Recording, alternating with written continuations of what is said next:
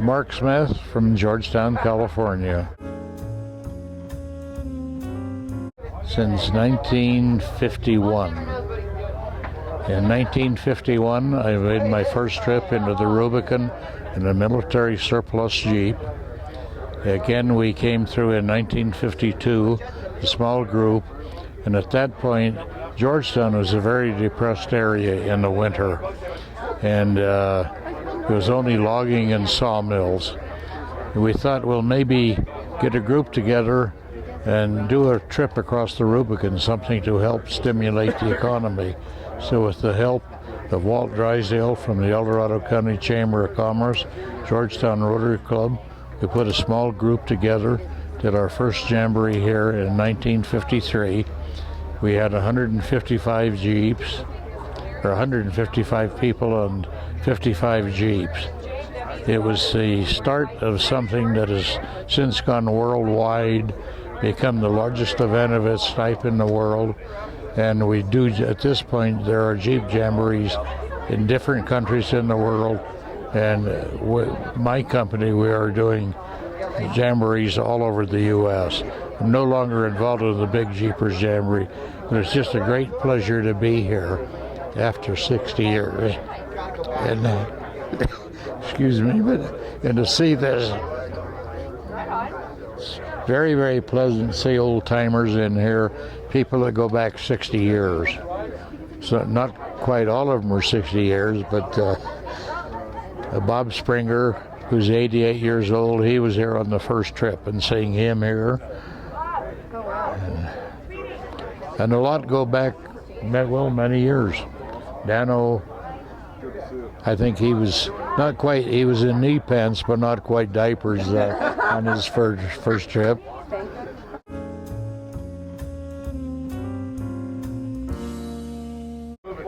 Well, there's been so many in here, it's hard to say. Probably one of them was bringing the grand piano in under a helicopter. Our 25th anniversary, we had 600 Jeeps and 2,000 people in here, and I was a little concerned and worried with this altitude, and that was only a 2-day trip.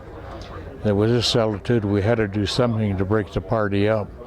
So we had located, through my daughter Patty, a bagpipe band out of Sacramento. We flew them in secretly, and just at dusk they came marching in playing Scotland the Grave. Well, needless to say, with 2 chow lines and 2,000 people scattered everywhere, running and looking for cameras.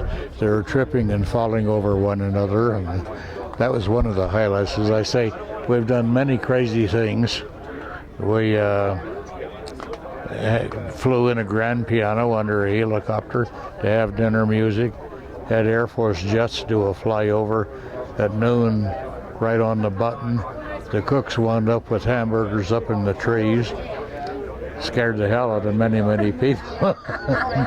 And they actually made 4 or 5 passes over the Rubicon, 2 A6s, and at the last pass, they spiraled up together, went into Reno and landed.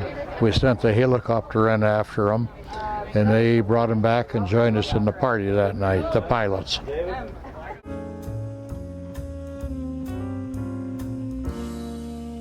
In 60 years, I'd say I've probably run it maybe 100 to 200 times. And through the years, Jeep Corporation has become very involved with the Rubicon Trail.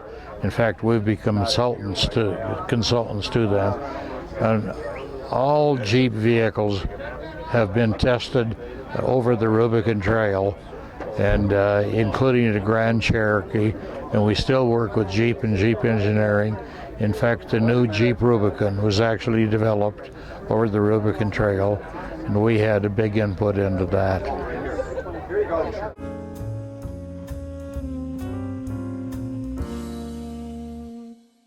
I think stand up for your rights, fight government closures on trails, and don't be afraid to be intimidated. If you got a dream, pursue it.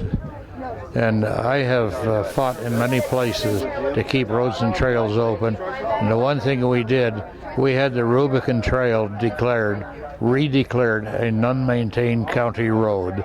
This, and I had added, including its alternates, and this took it out of Forest Service hands forever. It's a county road.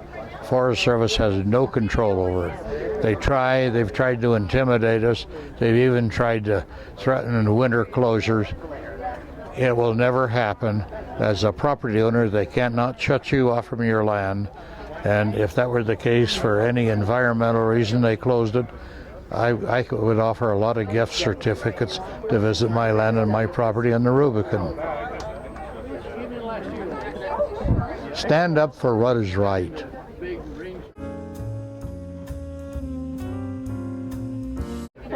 Flew in just seeing old friends, seeing where it's gone and what it's happened, you know.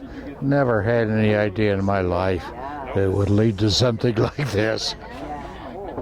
And then the great seeing my granddaughter Sadie here, daughter Patty, they're all involved. I mean, our family has been involved for years. And of course, we own, a group of us own Rubicon Springs, plus another small group own half of the trail. It will never go to government ownership. It will always be kept open for the public. Just thanks for being here. Happy birthday